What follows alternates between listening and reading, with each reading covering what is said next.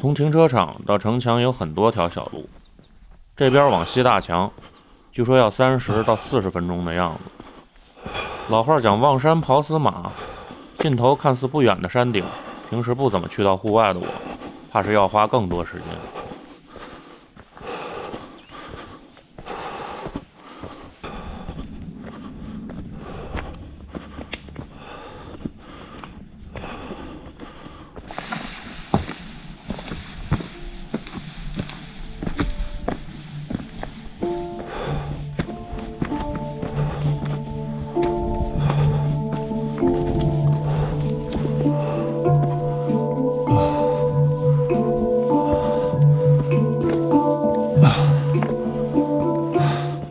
看见保护长城的蓝牌，我知道路没错。开始一件事时，往往是最难最累的。在适应这个节奏之前，还没见到长城的影子，自己不常运动的身体就像一列从旧车间开出来的蒸汽式火车，周身发烫，无视初秋微凉的气温，汗如雨下。在这条陌生的轨道上呼哧带喘，心情复杂的奔向未知的下一站。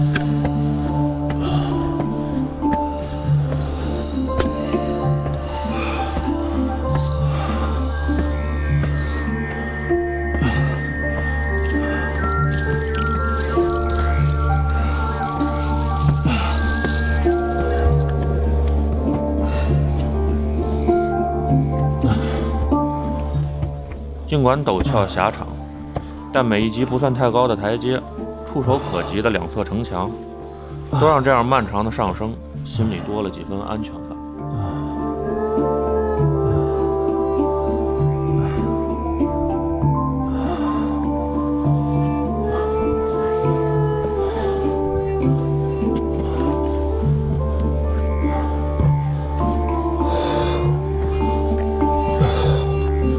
除了低头的时候，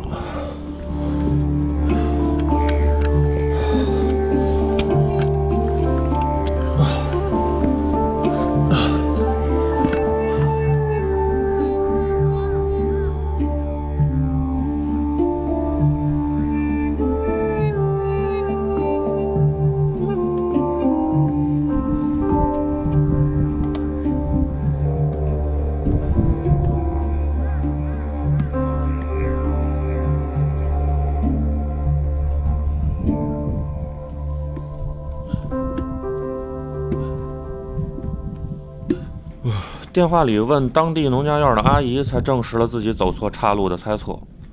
但是眼前的一切只让我在惊叹之余唯有兴奋，甚至为顺利爬上天梯而满是庆幸。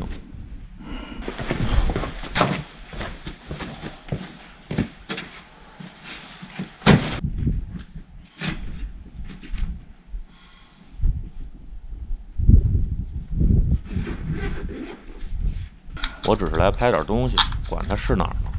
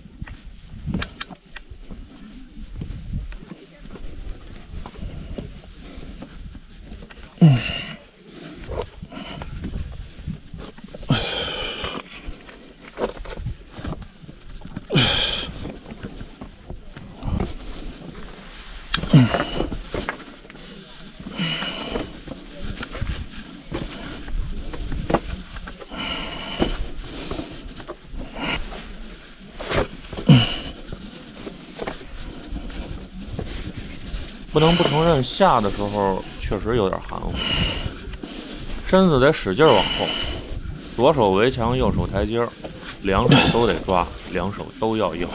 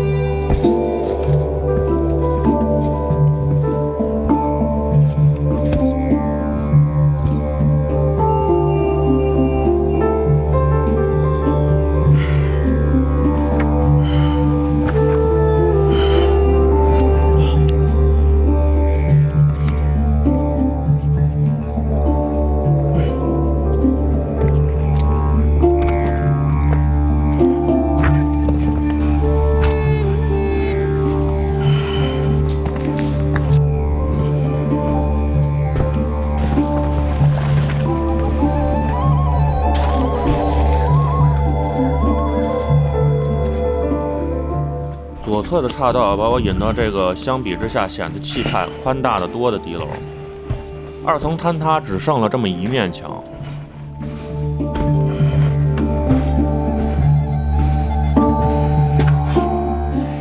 刚才在天梯敌楼上偶遇楼下这位大哥，手摇指远方，像数自家连排楼一样，告诉我各个节点的位置。是他第一个告诉我，这里就是将军守关。听人讲，由北往南是正爬，因为向南地势一路走高，向上爬升安全比较有保障。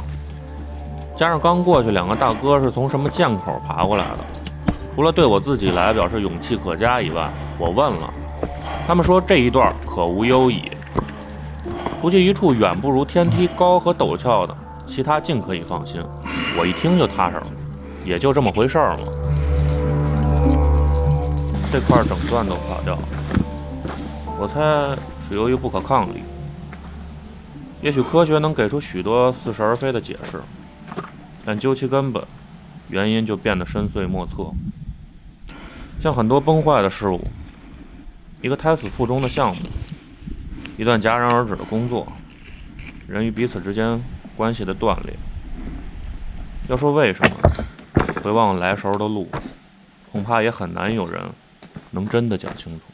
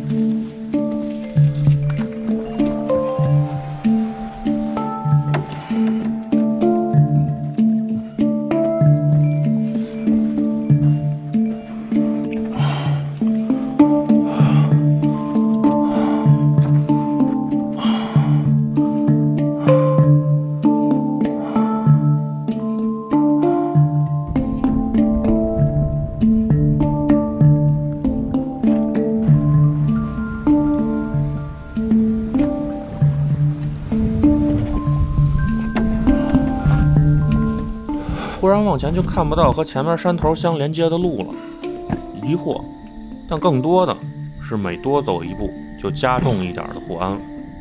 终于，我操，可以啊！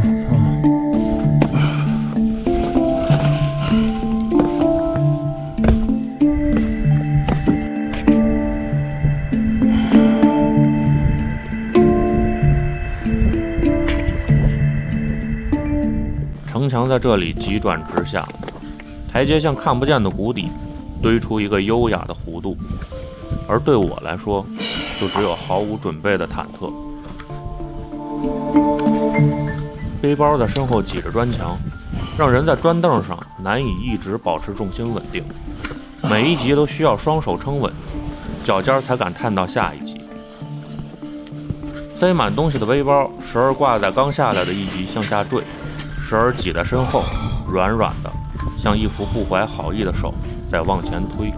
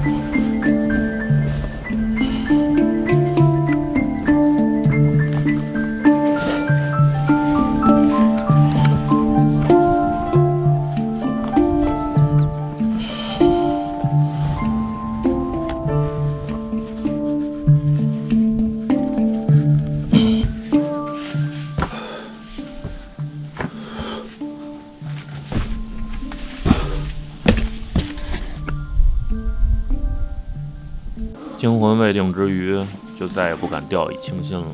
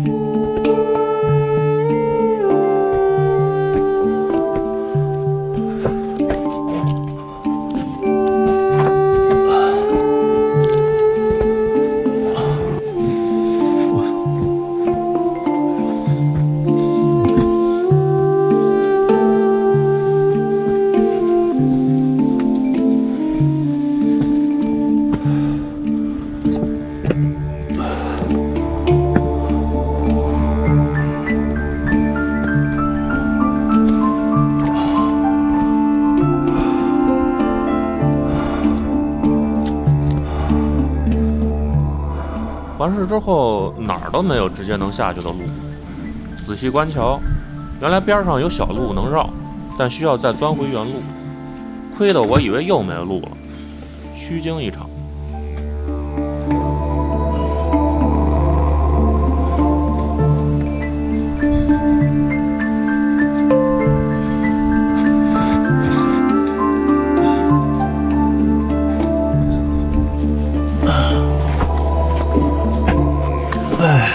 出来了，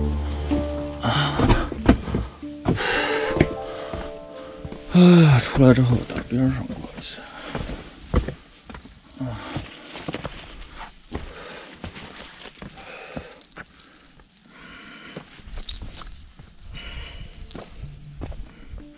只要用心找找，总能在你心里已经开始打鼓的时候找到路。也许这就是人们喜欢户外徒步的乐趣所在吧。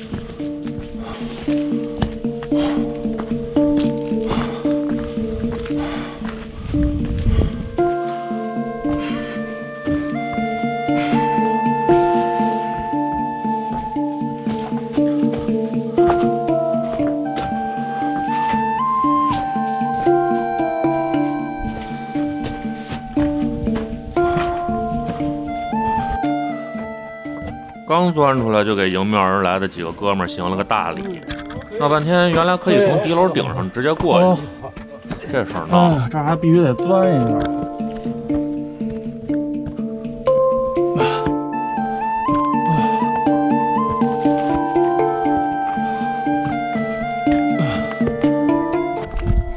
不可思议。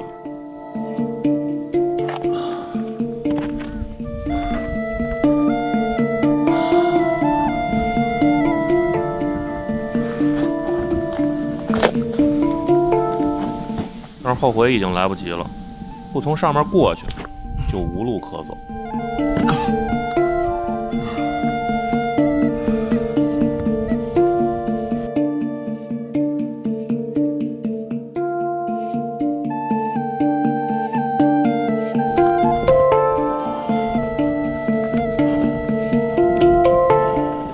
手心出汗，双腿僵硬，趴在石头上。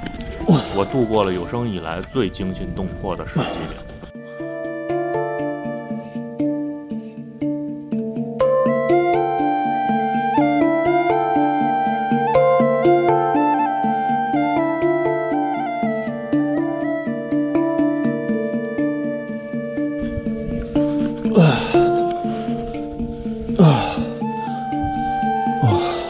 终于，大脑允许双腿可以尽情的颤抖，没有被事先提醒过的危险，往往才是真正的危险。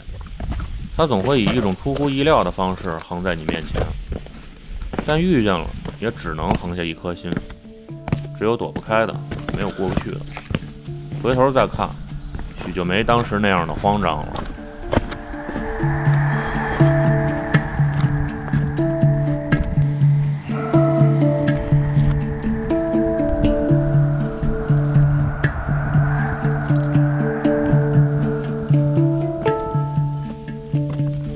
如果仔细去看，会发现原来看似相同的敌楼，内外其实很多都大不相同。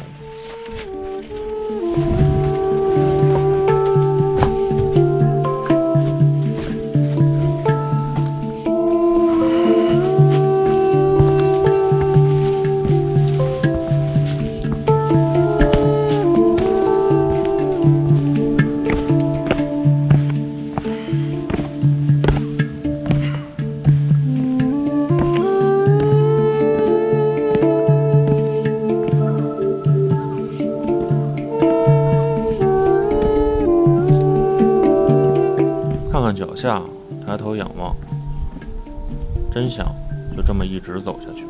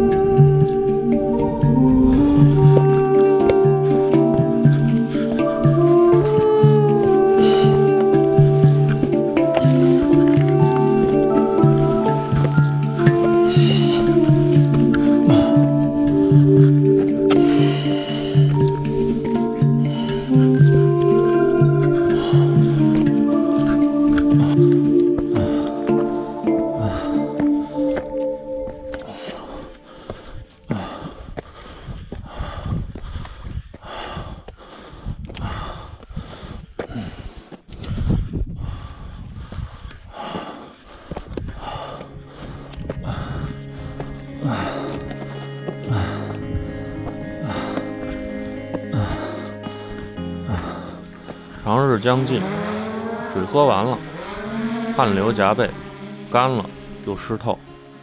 在涧口遇到傍晚刚上来的2个哥们儿，得知方才遭遇2处险途的名号：38凳和擦边过。